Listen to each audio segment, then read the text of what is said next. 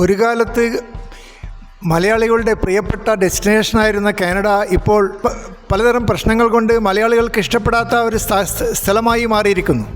കാനഡയിൽ ദീർഘകാലം ജോലി ചെയ്ത കണ്ണൂർ ജില്ലയിലെ തളിപ്പറമ്പ് സ്വദേശി ഖാലിദ് സാഹിബ് നമ്മോടൊപ്പമുണ്ട്. അദ്ദേഹത്തോട് ഞാൻ കാനഡയെക്കുറിച്ച് സംസാരിക്കുവാൻ വേണ്ടി ആവശ്യപ്പെടുന്നു. ഖാലിദ് സാഹിബ്, കാനഡയിൽ എന്താണ് പ്രശ്നം? ഇന്ത്യക്കാരൊക്കെ പല അഭിപ്രായങ്ങളും പറയുന്നുണ്ടല്ലോ. കാനഡ എന്ന് പറയുമ്പോൾ ഇന്ത്യക്കാർ ഇവിടെ കാനഡയിൽ നിന്ന് അങ്ങനെ ഒരു പ്രശ്നമൊന്നും എനിക്ക് തോന്നിയിട്ടില്ല. ഇവിടെ വന്നപ്പോൾ കാനഡയിൽ ഒരുപാട് പ്രശ്നമുള്ളതായിട്ട് ബാഡ് ഇമേജ് ഇവിടെയുള്ള ആളുകൾക്ക്. കാരണം പൊതുവേ നമ്മളെ ഒരു കമ്മ്യൂണിറ്റീൻ്റെ ഒരു പ്രശ്നം എന്ന് പറഞ്ഞാൽ നമ്മൾക്കൊരു നെഗറ്റീവ് ആറ്റിറ്റ്യൂഡ് നമ്മളെ ഒരു സ്വഭാവത്തിലുള്ളതാണ്. അതുമായിട്ട് ബന്ധപ്പെട്ടിട്ട് ഉള്ള ഒരു ബാഡ് ഇമേജാണ് ഞാൻ മനസ്സിലാക്കിയെടുത്തോളം കാനഡയെക്കുറിച്ചിട്ട്. കാനഡയിൽ ജോലി കിട്ടാൻ പ്രയാസമാണെന്ന് ഇന്ത്യക്കാർ പറയുന്നു ഇപ്പോഴടുത്ത കാലത്തായി. അതെന്താ പറഞ്ഞാൽ ഇപ്പോൾ കാനഡയെ സംബന്ധിച്ചിടത്തോളം ഈ കോവിഡിന് ശേഷം നന്നായിട്ട് അവിടെ കുട്ടികൾക്ക് അഡ്മിഷൻ കൊടുത്തിട്ടുണ്ട്. സ്പെഷ്യലി ഇന്ത്യക്കാരിൽ ലക്ഷക്കണക്കിന് ഇന്ത്യക്കാർ ഒറ്റയടിക്ക് കാനഡയിലോട്ട് എത്തിപ്പെട്ടിട്ടുണ്ട്. അപ്പോൾ അവിടെ സ്വാഭാവികമായിട്ടും നോർമലി ഉള്ള അക്കോമഡേഷനിൽ കൂടുതൽ അക്കോമഡേഷൻ അവിടെ ആവശ്യം വരുന്നു. മാനേജ് ചെയ്യാൻ പറ്റുന്നില്ല എന്ന് ഞാൻ പറയുന്നില്ല. അതിപ്പം ഭംഗിയായിട്ട് അത്യാവശ്യം നല്ല രീതിയിൽ തന്നെ മാനേജ് ചെയ്യുന്നുണ്ട്. പക്ഷേ നമുക്ക് തോന്നി, ഇപ്പം നമ്മളെ സംബന്ധിച്ചിടത്തോളം നമുക്ക് പൊതുവേ ക്ഷമ കുറവാണ്. നമ്മളെ കുട്ടികളെന്ന് പറഞ്ഞാൽ സ്പൂൺ ഫീഡിംഗ് ആയിട്ട് വരുന്ന കുട്ടികളാണ്. അപ്പോൾ ചെറിയ പ്രയാസങ്ങൾ കാണുമ്പോൾ അവരതിനെ വലുതാക്കി പറയുകയും അങ്ങനെ ഉണ്ടാക്കിയെടുത്തൊരു സംഭവമാണ്. അല്ലാതെ അവിടെ അങ്ങനെ വലിയൊരു ബുദ്ധിമുട്ടൊന്നും. എക്സ്പെൻസീവ് എന്ന് പറയുന്നത് ഇപ്പോൾ കാനഡയെ സംബന്ധിച്ചിടത്തോളം അവിടുത്തെ പേയ്മെൻറ്റും അതുപോലെ തന്നെയാണ്. അവിടെ കിട്ടുന്ന പേയ്മെൻറ്റിനനുസരിച്ചിട്ടുള്ളൊരു എക്സ്പെൻസ് അല്ലാതെ ഓവർ എക്സ്പെൻസ് ഉണ്ട് എന്ന് എനിക്ക് അഭിപ്രായമില്ല.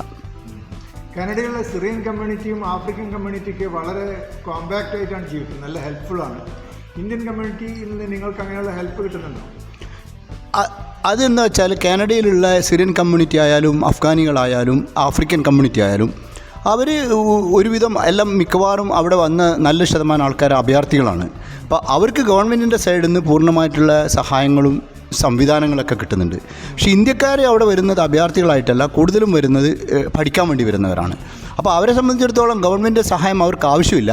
അവർ തന്നെ സാമ്പത്തികമായിട്ട് കാശ് ഗവൺമെൻറ്റിന് അങ്ങോട്ട് കൊടുക്കുകയാണ് ചെയ്യുന്നത്. അപ്പം അവിടെ ജോലീൻ്റെ പ്രശ്നം എന്ന് പറയുന്നത് ജോലി അവിടെ കിട്ടുന്നുണ്ട്, ജോലി കിട്ടായികയൊന്നുമില്ല. പക്ഷേ നമ്മൾ അതിന് വേണ്ടിയിട്ടുള്ള ശക്തമായിട്ടുള്ള ശ്രമങ്ങൾ നമ്മളെ കുട്ടികൾ പലപ്പോഴും നടത്തുന്നില്ല എന്നാണ് എൻ്റെ അഭിപ്രായം. ശരിയായ രീതിയിൽ ശ്രമം നടത്തുന്നവർക്കൊക്കെ അവിടെ ജോലി കിട്ടുന്നുണ്ട്. ഖാലിദ് സാഹിബ്, കാനഡയിൽ പോയാൽ കാശുണ്ടാക്കാൻ പറ്റുമോ? താങ്കൾ ഇന്ത്യയിൽ ബിസിനസ് നടത്തി വലിയ സക്സസ് ഉണ്ടാക്കിയ ആളാണ്. 5 വർഷം കാനഡയിൽ ജോലി ചെയ്താൽ ഒരു 50 ലക്ഷം രൂപയൊക്കെ ഉണ്ടാക്കാൻ പറ്റുമോ? നിങ്ങൾക്ക് ഇവിടെ ബിസിനസ് ചെയ്താൽ 5 കൊല്ലം കൊണ്ട് 50 ലക്ഷം ഉണ്ടാക്കാൻ പറ്റുമെന്ന് എനിക്കറിയാം. നിങ്ങളുടെ ട്രാക്ക് റെക്കോർഡ് അങ്ങനെയാണ്. അതുപോലെ കാശുണ്ടാക്കാൻ പറ്റിയ രാജ്യമാണോ കാനഡ? തീർച്ചയായിട്ടും. അത് 50 ലക്ഷം അല്ല, അതിന് മേലെ ഉണ്ടാക്കാൻ വേണ്ടി പറ്റും. 5 വർഷം കൊണ്ട് കാനഡയിൽ ഐ തിങ്ക്. ഖാലിദ് സാഹിബിനെ പോലെ ഇന്ത്യയിൽ ഒരു ബിസിനസ് വിജയമായിരുന്ന വ്യക്തി കാനഡയിൽ പോകുമ്പോൾ അങ്ങനെ ആയിരിക്കണമല്ലോ.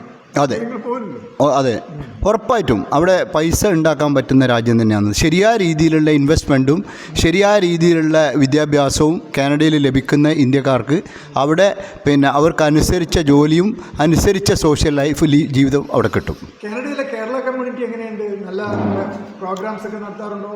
വളരെ നല്ല. അവിടെ നടക്കുന്ന ഓണം സെലിബ്രേഷന്, വിഷുവിൻ്റെ സെലിബ്രേഷൻ, അതുപോലെയുള്ള ഇന്ത്യൻ പരിപാടികളെല്ലാം വളരെ ഭംഗിയായിട്ട് ഇന്ത്യൻ കമ്മ്യൂണിറ്റി അവിടെ നടത്താറുണ്ട്. ഞാൻ സൗത്ത് കൊറിയയിൽ 3 മാസം നിന്നിട്ടുണ്ട്. സിംഗപ്പൂരിൽ ഞാൻ ഇടയ്ക്കിടയ്ക്ക് പോകുന്ന സ്ഥലമാണ്. മലേഷ്യയിൽ പോയിട്ടുണ്ട്.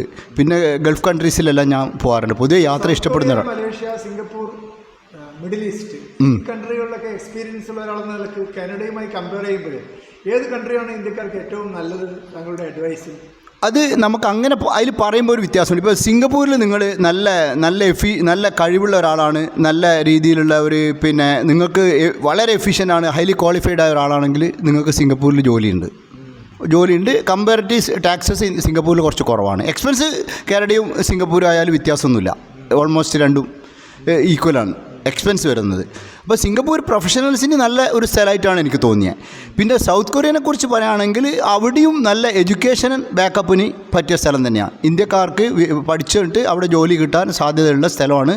പിന്നെ കൾച്ചറൽ അവർക്ക് ലാംഗ്വേജ് ഭയങ്കര ഇമ്പോർട്ടൻ്റ് ആണ്. കൊറിയക്കാർക്ക് കൊറിയൻ ലാംഗ്വേജ് പഠിക്കണം. കൊറിയൻ ലാംഗ്വേജ് ഇല്ലാതെ അവിടെ പിടിച്ച് നിൽക്കാൻ കുറച്ച് ബുദ്ധിമുട്ടാണ്. നിങ്ങൾ കണ്ണൂരിൽ നിന്ന് കാനഡയിലേക്ക് എങ്ങനെയാണ് പോവുക? ഞാൻ കണ്ണൂരിൽ നിന്ന് ഞാൻ ബാംഗ്ലൂരിലേക്ക് പോയി. പിന്നെ എമിറേറ്റ്സിനാണ് പോയത്. എമിറേറ്റ്സിന് പോയിട്ട് അവിടുന്ന് ദുബായിലേക്ക് പോയി. ദുബായിൽ നിന്ന് ടൊറൻറ്റോയിലേക്ക് പോയി. ഏത് എയർലൈൻസാണ് കൂടുതൽ മെച്ചം യാത്ര ചെയ്യാൻ? എനിക്ക് തോന്നിയത് എമിറേറ്റ്സ്, ഇത്തിഹാദ്, ഖത്തർ എയർവേസും ഒക്കെ നല്ല ഇതാണ്. പിന്നെ യൂറോപ്പിലുള്ള ചില എയർലൈൻസ്, പിന്നെ കനേഡിയൻ എയർലൈൻസും കുഴപ്പമൊന്നുമില്ല. പക്ഷേ നമ്മൾ ഇന്ത്യക്കാർക്ക് നമ്മുടെ ഫുഡ് കാര്യങ്ങളെല്ലാം കമ്പയർ ചെയ്യുമ്പോൾ, സർവീസ് എല്ലാം കമ്പയർ ചെയ്യുമ്പോൾ ഈ പറയുന്ന അറബ് എയർലൈൻസുകൾ, ഇപ്പം ഉദാഹരണം പറഞ്ഞാൽ എമിറേറ്റ്സ്, പിന്നെ ഖത്തർ എയർവേസ്, അതേപോലെ ഇത്തിഹാദ്, ഇത് മൂന്നും നല്ലതാണ്. Thank you. You are welcome.